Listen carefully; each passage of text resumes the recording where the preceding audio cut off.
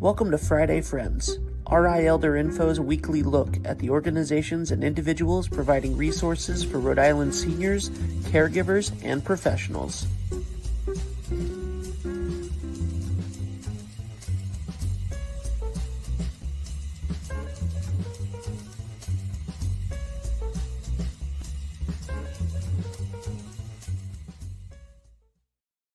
Good morning, everybody. Happy Friday. It is 9 o'clock on Friday, and you are watching me, Deb Burton, Executive Director of RI Elder Info, where every Friday I bring you information that you or someone you know needs to know about. So please hit the like button, the share button, the subscribe, the bells, the whistles, all those social media cues that say, hey, this is valuable content. Check it out. So today I want to share with you some safety tips when working on social media as we are right now, particularly regarding older adults. So super important to get this information out. Help me out. Please make sure you share. Now, as you all know, we are a nonprofit and we could not do this without the support of our donors and our sponsors. So a huge thank you to United Healthcare and especially to McCarthy Law. Here's a message from McCarthy Law.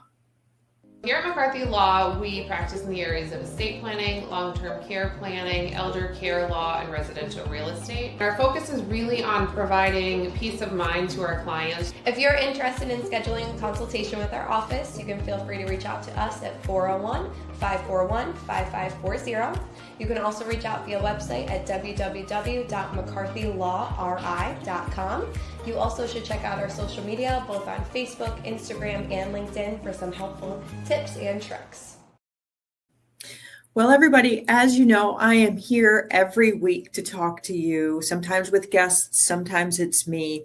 I am not a cybersecurity expert. We have had them on, and I encourage you to go back on YouTube and check out some of our interviews with cybersecurity experts. But in the last week or so, I've noticed something popping up in social media that really has left me very concerned. So as y'all know, we recently had a bit of a snowstorm, and for those of you who maybe don't subscribe to our newsletter, hit pause, go on rielderinfo.com and subscribe to our newsletter so you can stay up to date. We did some research just before the snowstorm to identify whether or not there were any community-based programs to help older adults and individuals with disabilities shovel the snow. Come to find out, really only Pawtucket has a formally organized program, and I sent that information out in our newsletter. But what I heard often and then saw reflected on social media was posted on Facebook, posted on Insta, posted on social media if you need help with shoveling. So here are some of the things to be aware of. If you are posting for yourself and saying, hey, I can't shovel my driveway, I can't shovel my walkway, can you please come and take care of this for me? I am elderly, I am disabled, or my neighbor is. You are putting out information publicly that while you're seeking help, it's also alerting people who may want to do maybe less than honest things that you're home alone, and not only are you home alone, but you need help shoveling, and quite often that you have cash in the house to be able to pay people to do that shoveling or to do that plowing. So if it's a situation that you do need help, perhaps you have a friend or family member coordinate that versus saying, I live at 123 Maple Lane, or my neighbor lives at 345 Oak Street, because that's giving the actual address that can be researched, and ne'er-do-wells can go and knock on the door and inquire. Another thing to be mindful of is, understandably, this was a lot of snow, but sometimes we do need help. Totally get it. If you have to have someone come to the house, you can keep your screen door locked and communicate through the locked screen door. Settle on a price for the services first. Wait until the service is completed before you make payment. Now, some of the options is you can tell the person through the door, I'm going to leave the money in the mailbox. And now you watch them shoveling, you watch them plow, as they're like more done than not, you put the money in the mailbox or stick it in between the door and close the door on the money. And then you close the inside door and you lock it. It keeps you safe and protected from somebody trying to come in and push the door in and get inside. Sometimes there may be situations where the person shoveling or plowing, they may be, like most people, I like to believe, are good, honest, hardworking people. That's the majority of the public. But there are some bad folks out there, and they might say, can I use your bathroom? Oh, I'm so cold. Can I have a drink of water or a cup of tea? And you, feeling kind-hearted, say, oh my God, yeah, sure, come on in. And now they're in your house. And now they see the items in your house, the layout of your house. And maybe that's when you go get your wallet to pay them. And now they've just learned an awful lot more about you than what you probably intended. And it's a situation where please feel free to say, oh no, I'm sorry. My friend, my loved one, my kids, my fill in the blank would be so upset if I let somebody in the house. I'm really sorry, I can't. Or, it's so cold. I'm having trouble with my plumbing. You can't use my bathroom. No, I'm sorry, I can't let you in. And it's okay. It is better to be safe than sorry. If you're trying to help your neighbor who is someone who is in need, coordinate that on their behalf.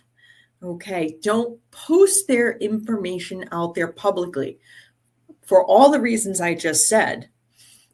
But they also might want to retain their privacy about what is going on in their house. So they might not like the neighbors knowing all of the details of their business.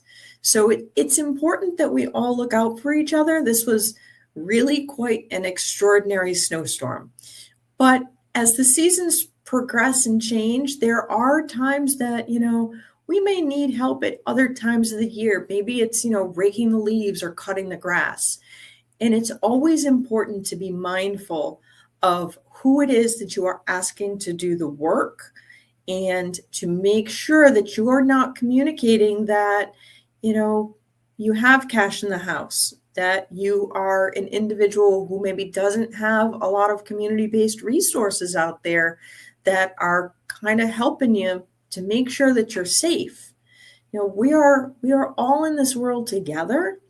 It's great that we're looking out for our neighbors, but take that extra step and coordinate those conversations or oversee. If you see somebody, say, going over to your neighbors with a plow, go stop and chat with your neighbor while they're doing the work. Better safe than sorry.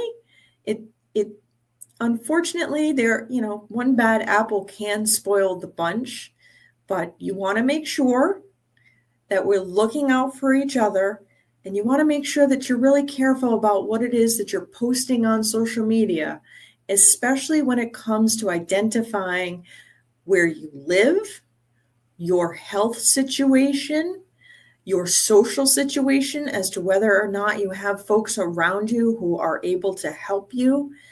and in particular, your financial situation. So be safe out there and please look out for one another. I love that we all want to help our neighbors, but when we post this stuff publicly, it really can cause problems down the line. So again, be mindful. Don't share out your actual address publicly in that social media post. You can ask people to direct message you or private message you. Don't advertise that you can pay cash. Don't advertise any medical conditions. And keep the outside door locked. You don't have to let people into your house. And as it comes down a little further in the year, I'll have a conversation with you also about double checking on contractors when you need work done in your house. So that'll be a future Friday, friend. But for now, with all this snow out there, just be mindful of the information that you're posting. I'm glad that we're all trying to look out for each other. I look forward to seeing you all again next week. In the meantime, be well and be kind. If you like this video, please follow us on social media and subscribe on YouTube. For more information, visit rielderinfo.com or call 401-585-0509. If you have any questions, email deb@rielderinfo.com.